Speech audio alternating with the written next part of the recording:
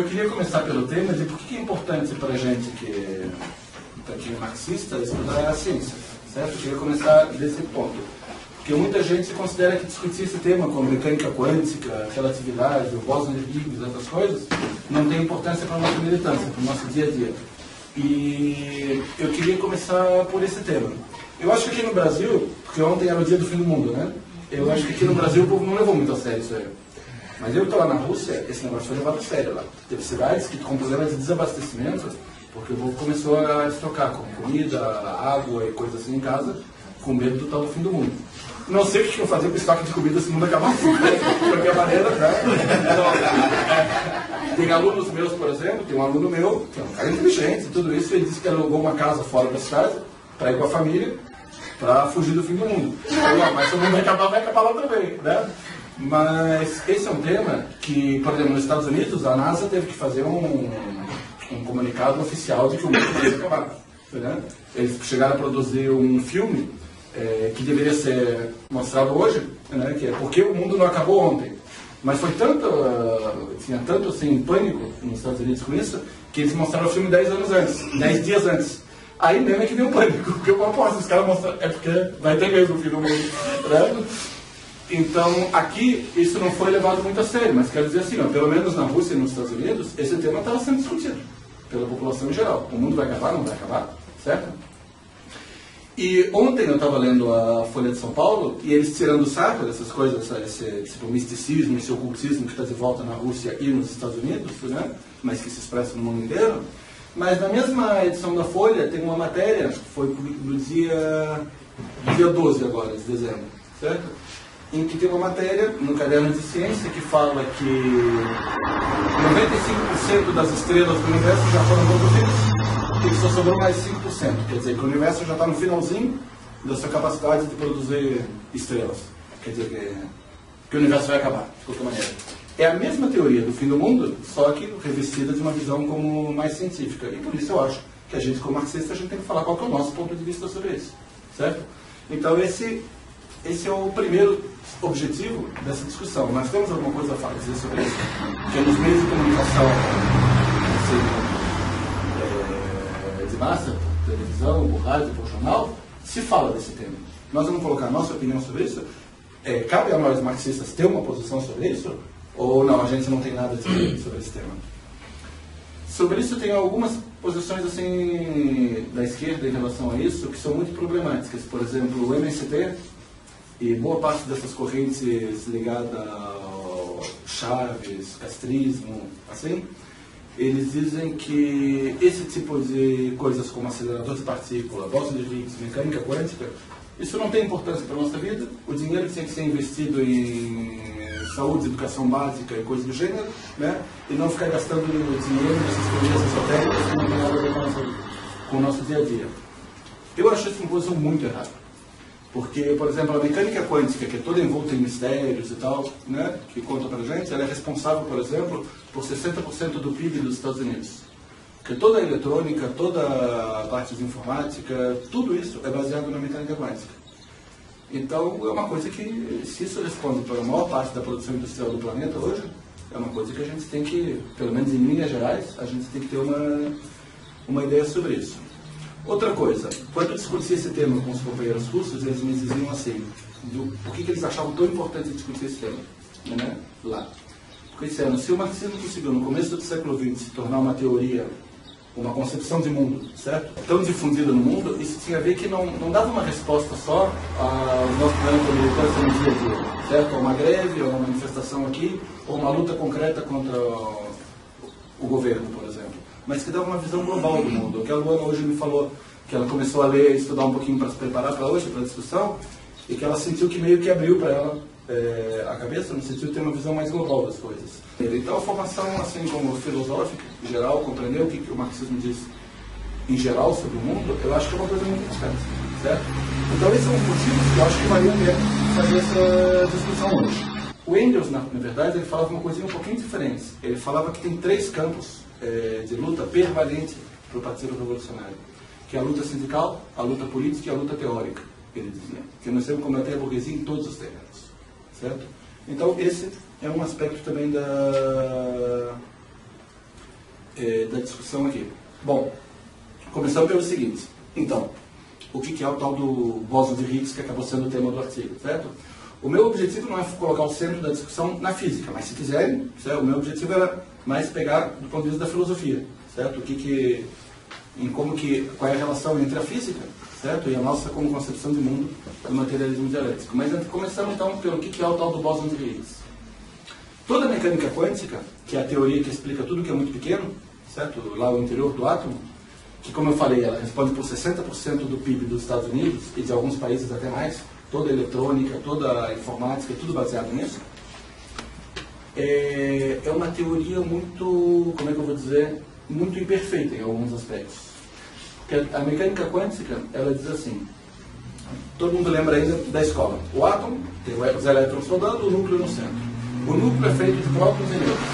Os prótons e nêutrons são feitos de quarks. Atualmente se considera que os quarks e os elétrons são a base de toda a matéria que a gente conhece, certo?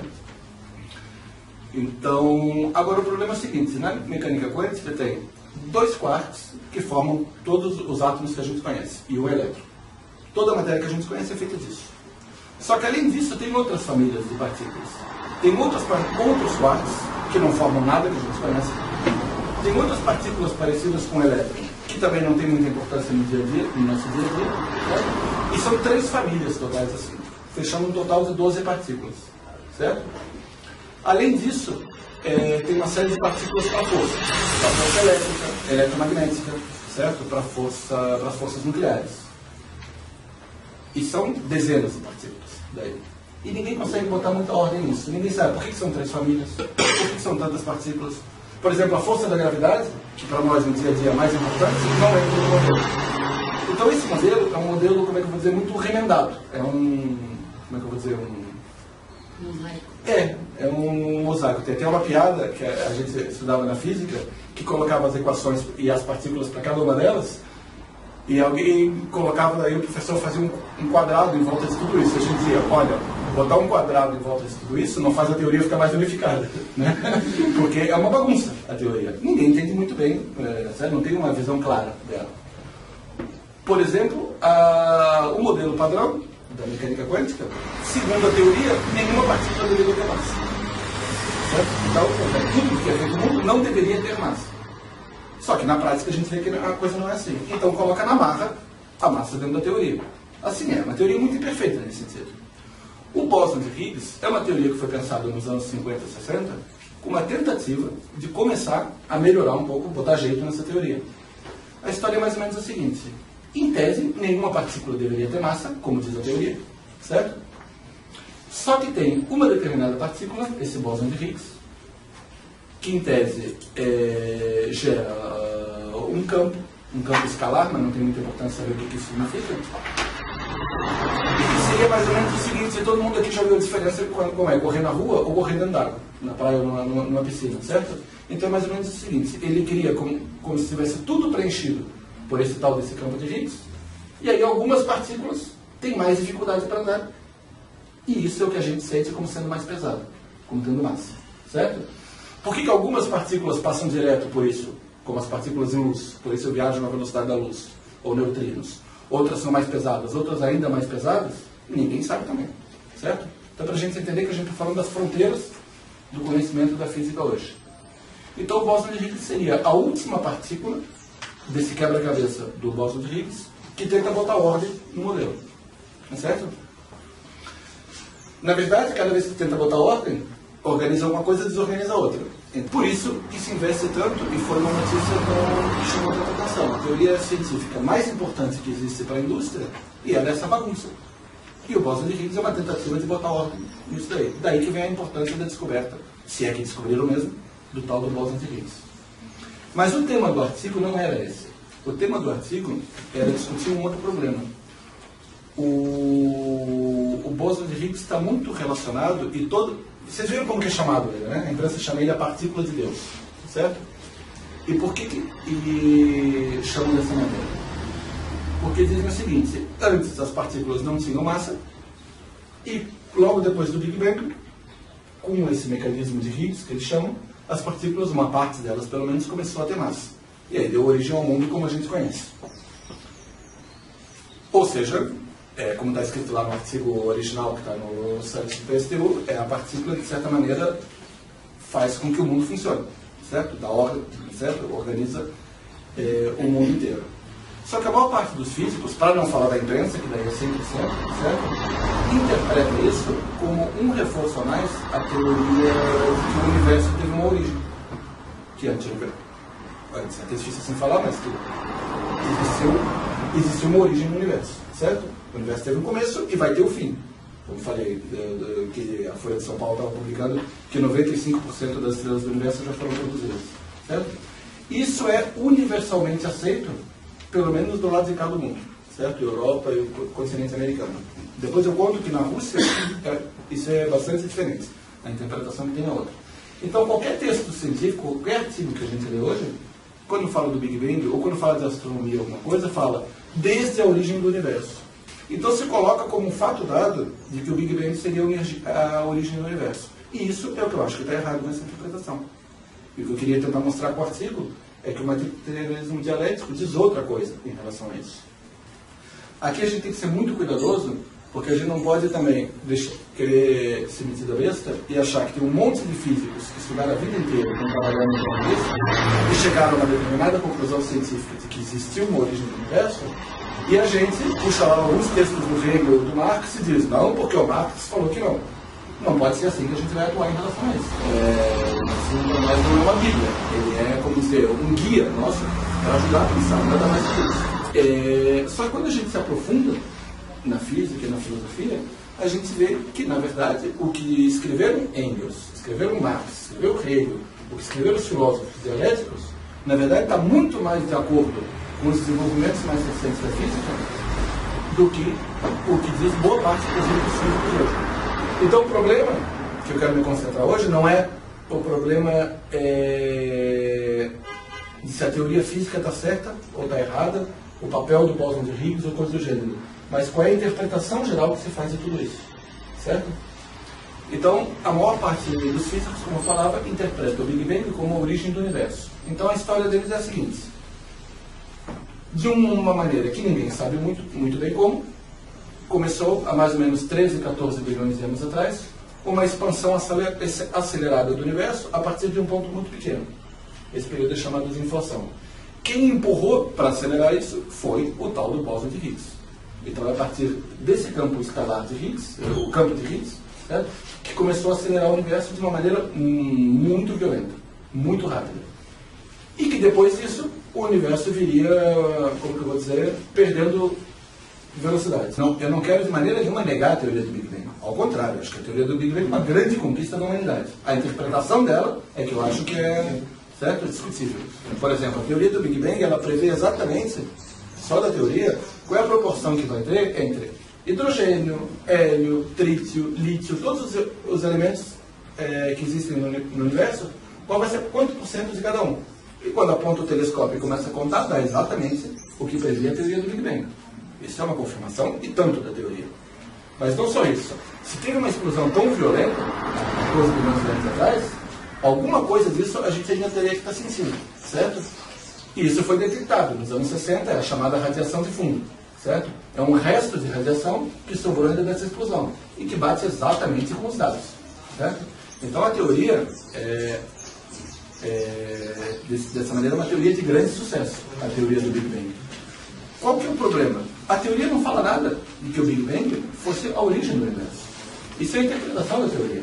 Aliás, quem criou a teoria, o primeiro que deu a ideia da teoria do Big Bang, foi um padre chamado, não sei como é que pronuncia direito, uma coisa assim. Ele era padre, inclusive, certo? Então está muito ligado à teoria da criação, que o universo foi criado num certo momento, né? O próprio João Paulo II falou, o Papa, né, no passado, né? Falou que estava muito bem a teoria do Big Bang. Estava de acordo com o que diz a Igreja Católica. Só que estudar o que tinha antes do Big Bang não tem sentido, isso aí cabe à Igreja e não aos cientistas. A imensa maioria dos físicos hoje no mundo faz exatamente isso. Dizem que, como nós não temos nenhuma informação do que havia antes do Big Bang, a gente tem que considerar que o Big Bang é o começo, certo? Então, dentro do meu ponto de vista, a posição da grande maioria dos físicos hoje é uma tremenda de uma capitulação à Igreja Católica, ou às igrejas em conjunto, certo? Porque a teoria do Big Bang não diz nada disso, de que o Big Bang é a origem do universo. O Big Bang é o momento em que começou a atual fase de expansão na parte do universo que a gente vive. Tudo que se disser a mais do que isso é extrapolação. É porque quer acreditar que é a origem do universo, certo? Esse é o tema. Só que isso não é aceito pela maioria das pessoas. Já entrou num senso comum que o Big Bang é a origem do universo em si. E esse era o tema de toda a polêmica no artigo que foi publicado no site do PSTU. Bom, se a única coisa que a gente pode dizer, a partir da teoria e a partir dos dados que a gente tem, é que o Big Bang é a origem do atual ciclo de expansão na parte do universo em que a gente vive, e todo o demais é extrapolação, quer dizer então que a gente não pode falar nada sobre o que tem além disso? Certo? O que havia antes do Big Bang, ou em regiões do espaço que a gente não está em contato agora?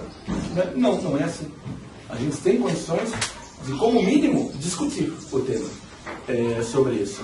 Por exemplo, quem passou aí se traumatizou um pouco na escola com as aulas de física, na verdade a física que a gente aprende na escola não ajuda tanto assim nessa discussão, certo? Mas tem algumas coisas que são muito úteis. Vocês devem lembrar na escola, porque é o terror de todos os estudantes, então quem passou por isso, né? Que era a lei da conservação da energia, lei da conservação da quantidade de movimento, lei da inércia, e tudo isso aponta o que é cada um deles. Vamos começar assim, certo? Lei da inércia, vamos começar por aí, certo? Isso. Vamos começar por aí. Lei da inércia. Lei da inércia foi uma coisa muito simples. Fala que se o corpo estiver parado, vai tender a continuar parado, e se ele estiver em movimento em linha reta, vai tender a continuar em movimento em linha reta. No dia a dia a gente não percebe isso. Porque se a gente vê alguma coisa em movimento, a tendência é que se parar de empurrar, para. Então a primeira visão, a primeira teoria que surgiu com Aristóteles era, para ter movimento tem que ter força. Então ele dizia, o cavalo puxa a carroça anda. O cavalo para de puxar, a carroça para. Então está provado, precisa ter força para ter movimento. Galileu coloca tudo isso de cabeça para baixo. Diz que o movimento não é uma exceção no universo, mas é o estado natural do universo. Se alguma coisa está em movimento e não tem nada para parar, vai continuar em movimento. A gente não percebe isso aqui na Terra por causa do atrito. Quem faz a carroça parar é o atrito. Se fosse uma rua bem lisinha, certo? De gelo, por exemplo, o cavalo parava de puxar, mas a carroça ia continuar por um bom tempo, porque a tendência é manter o movimento. Então a lei da inércia já é a primeira, como é que eu vou dizer, a primeira pista que mostra que o movimento da matéria ele é interminável, ele não acaba nunca. Que o estado natural da matéria é estar em movimento, certo? Depois disso tem lei de conservação de energia, lei de conservação da quantidade de movimento. Na verdade são tudo mais ou menos a mesma coisa. No artigo eu falar tudo são expressões particulares de uma lei geral da filosofia, certo? Que é a lei da indestrutibilidade do movimento da matéria. Quer dizer que o movimento da matéria não pode ser destruído, não pode, certo? Então, o movimento é uma coisa eterna e permanente. Então não há como acabar com o movimento. Você pode transformá-lo de uma forma em outra. Por exemplo, a carroça, a hora que o cavalo parar de puxar, vai ter o atrito, vai ter o freio, tudo isso, vai parar? Uma hora vai parar. Mas aquele movimento se transforma em outras coisas. Eu escrevia lá no artigo, por exemplo, quando você freia, você perde movimento, mas a Terra, o planeta Terra em relação ao qual a gente freia, ele ganha movimento no sentido contrário. Só que é tão pouquinho, porque a Terra é tão grande comparada com a gente, que isso é imperceptível. Mas tem outras coisas, o barulho da freada, faísca na pastilha de freio, certo? Aquecimento, barulho, tudo isso, desgaste, tudo isso também é movimento, outras formas de movimento. Ou, no que, como se diz na física, são outras formas de energia. Então, esses princípios que são os mais fortes da física, que é a lei da conservação da quantidade de movimento, a lei da inércia, a lei da conservação da energia, a lei da conservação de massa, que são os princípios, por isso não são chamados nem de leis, são chamados de princípios, certo? Os mais básicos da física apontam que história é essa de que teve um começo e vai ter um fim. Porque tudo na nossa vida mostra que não tem começo e fim. E tem permanentemente mudança. A única coisa que impõe o Big Bang como origem do universo e que fala sobre um possível fim do universo é a vontade subjetiva, certo? Das pessoas em acreditar que teve uma origem no universo ou um fim no universo. A física não tem nada que aponta nessa direção. Esse era o primeiro ponto da discussão. Voltando daí ao Bose de Higgs. A primeira teoria do Big Bang era uma teoria, como eu vou dizer, era uma teoria, bom, como acontece com toda a ciência, a primeira versão dela é muito imperfeita ainda, certo? Então a primeira teoria do Big Bang, ela dizia que houve uma explosão mais ou menos 14 bilhões de anos atrás, e dessa explosão formou todo o universo. Só que essa teoria tinha um grande, na verdade vários problemas, mas um deles muito grande.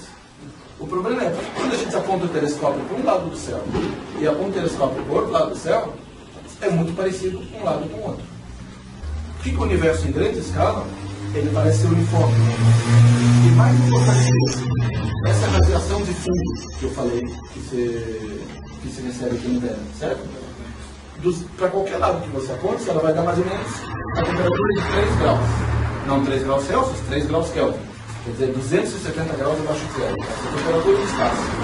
Por que a temperatura num canto é igual à temperatura no outro? A gente sabe do dia a dia, se a gente tem um corpo quente e um corpo frio, coloca eles em contato, depois de um tempo, eles vão ficar na mesma temperatura. Só que fazendo as contas na ponta do lápis, esses 14 bilhões de anos de expansão do universo não foi tempo suficiente para passar a temperatura do mais quente para o mais frio. Então o fato de que todo o universo apontando para todo canto, que a gente consegue ver, certo? Tem a mesma temperatura, era um mistério. Por que eles têm a mesma temperatura? Porque não tiveram tempo de entrar em equilíbrio térmico. Daí surgiu a teoria da inflação.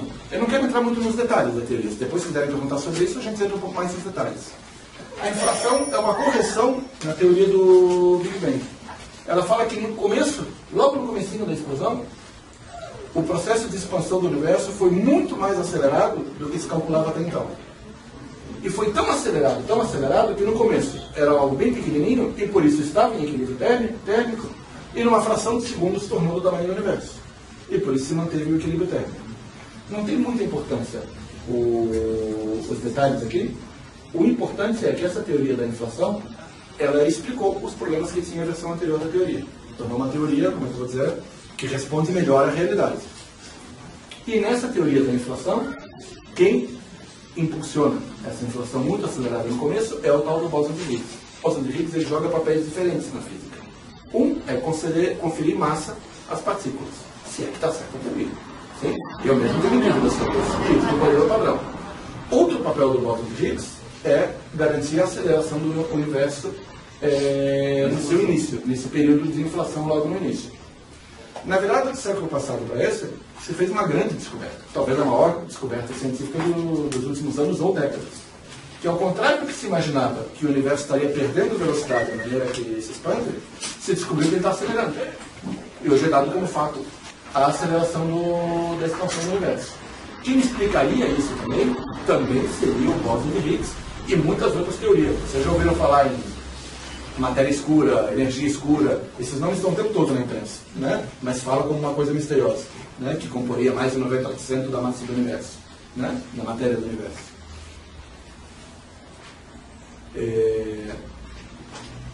Então o bóson de Higgs tem uma importância muito grande para todas essas áreas. E como hoje o universo está em expansão acelerada, coisa que ninguém esperava encontrar, isso, bom, é só uma demonstração a mais da importância dessa descoberta. Você aceita, assim? Que está em expansão acelerada? Olha, entre os astrofísicos que estudam, bom, os grandes estudiosos do tema, eu acho que não tem nenhum que negue isso hoje. Acho que não tem nenhum. Já está dado como fato a aceleração do universo. Certo? Da expansão. Vamos falar as coisas certas. Dado como certo a aceleração do universo, da parte do universo com qual a gente tem contato e que a gente pode observar. Certo? É isso. Isso é um mistério. Hoje, por que isso acontece? Há muitas teorias que não existe comprovação de absolutamente nenhuma delas. Agora, se a gente pensar do ponto de vista da filosofia, eu acho que a filosofia ela responde muita coisa que a física ainda não responde sobre isso. Porque a primeira visão do universo era um universo estático. Por exemplo, Einstein acreditava no universo estático, certo? O universo nem se amplia, nem, tá? não existe evolução, não existe história no universo. O universo sempre foi do jeito que é hoje. Pode apagar uma estrela aqui, aparecer uma outra ali, certo? Mas em linhas gerais é sempre do mesmo jeito. Por isso, o Einstein, quando fez as suas equações, as equações dele, quando terminou as contas lá, o universo tem que estar se expandindo. Falou, não pode ser. Por isso ele mudou as equações dele e colocou um termo a mais nas equações para parar de expandir, porque ele acreditava que o universo é estático. Isso tem muito a ver com a visão filosófica, certo? De mundo. Como tinha falado que já vinha lá do Aristóteles, que achava que o normal é o repouso e o movimento era uma exceção, o próprio Einstein também tinha um pouco dessa concepção, de que o mundo é estático. Isso tem muita relação com o fato de a gente viver numa sociedade de classe, certo? Numa sociedade de classe, a classe dominante quer acreditar que a sua dominação é eterna. Não quer acreditar no movimento, na mudança, né? Que as coisas vão deixar de ser como são hoje. Por exemplo, se a gente pega as visões de mundo mais antigas, anterior ainda à divisão da sociedade em classes, ou no começo dessa divisão, era muito comum visões de um universo eterno em permanentes mudanças. Era uma coisa muito comum. A visão do universo estático veio com a sociedade de classes. Então, pelo menos, com as mais recentes, né? Mas vamos voltar um pouquinho, que eu fui em outra direção. A gente estava na história da expansão acelerada do universo, né? O Jorge tinha perguntado. Depois disso, quando viram que de fato o universo está em expansão, isso ficou provado, quando por efeito Doppler eles viram que as galáxias mais distantes se aproximam a uma velocidade maior do que as mais próximas, ou melhor, se distanciam. Então ficou claro que o universo estava em expansão, pelo menos a parte onde a gente vive. Aí começou toda uma visão de que essa expansão ela teria que ser regular. Se tem movimento, mas vamos fazer um movimento então o mais uniforme, mais tranquilo, o mais certo possível. A minha opinião é que o fato de hoje se perceber que o universo, ao contrário do que todos pensavam, que o universo está em expansão acelerada, é uma confirmação a mais, certo? Da visão de que o universo está em permanente movimento e que as formas desse movimento são infinitas e variadas. Minha visão pessoal é que partes do universo devem estar em expansão, outras em contração, outras em expansão acelerada, retardada, mas isso por enquanto não há na ciência nada que prove isso, certo? Agora, para mim, quando se detectou na virada do século que o universo está em expansão acelerada, para mim é uma confirmação a mais da visão do materialismo dialético de que tudo é movimento, permanente movimento em infinitas formas.